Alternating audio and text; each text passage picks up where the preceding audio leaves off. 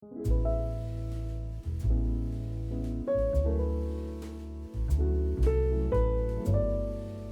design is of Folkestone West.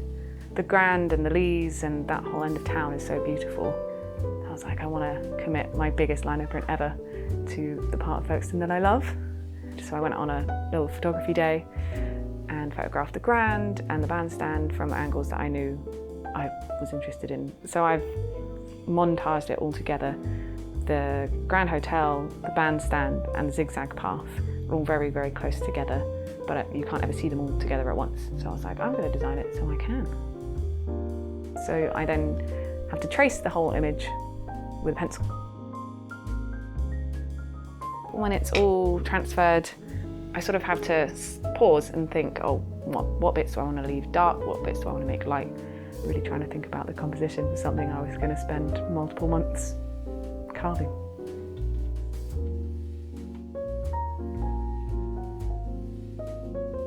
I started with the clouds. I only had a couple of lines for the clouds drawn on the block, and I just made the rest up. And I was like, well, it can't go wrong because there is no plan.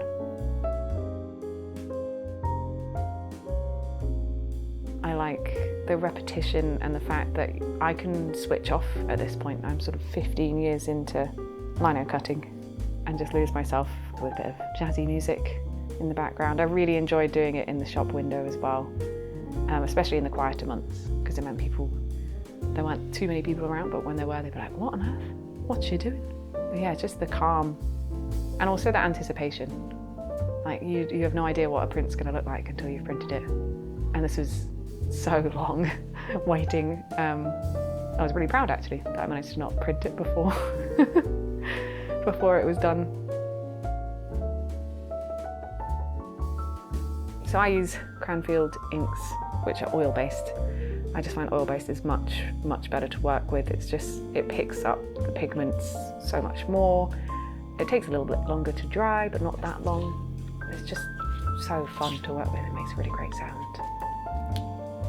I needed to make like the fade from the darker orange to like a lighter yellow, almost white, so that the sunset fade disappears at the edges of the block and like nearer the bottom of where the sunset sort of hits.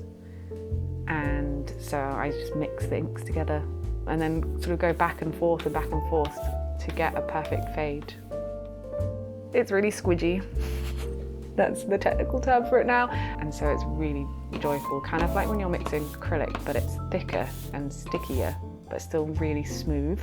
And it takes a little while to mix together, but actually you never need to fully mix it together with a spatula because you're going to mix it more so with the back and forth of getting it across the roller.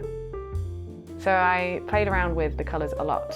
There's so many test prints that I have, portfolios full of different colours of it.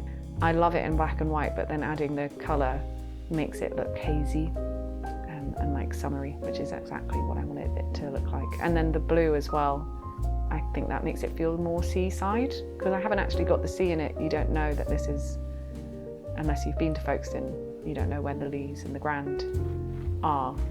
And they're right near the sea, you can see the sea. So I thought it was like quite a nice nod to the sea with the blue.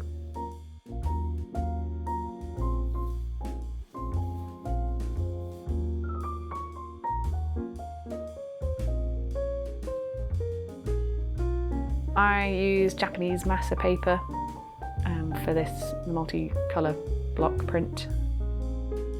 Usually I use like the back of my hand or a wooden spoon or a metal spoon actually for printing smaller prints.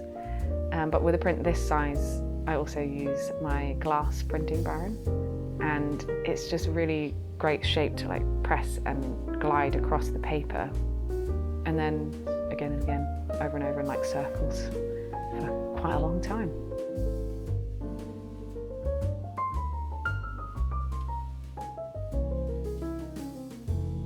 I use little cardboard pieces to make sure I don't get any of the ink that inevitably gets on my hands on the paper. So I use those to pick up the paper at the far end and then slowly peel it off the block, and it's just the most exciting bit every single time. I mean, every single print's different, so it's the best bit, the reveal.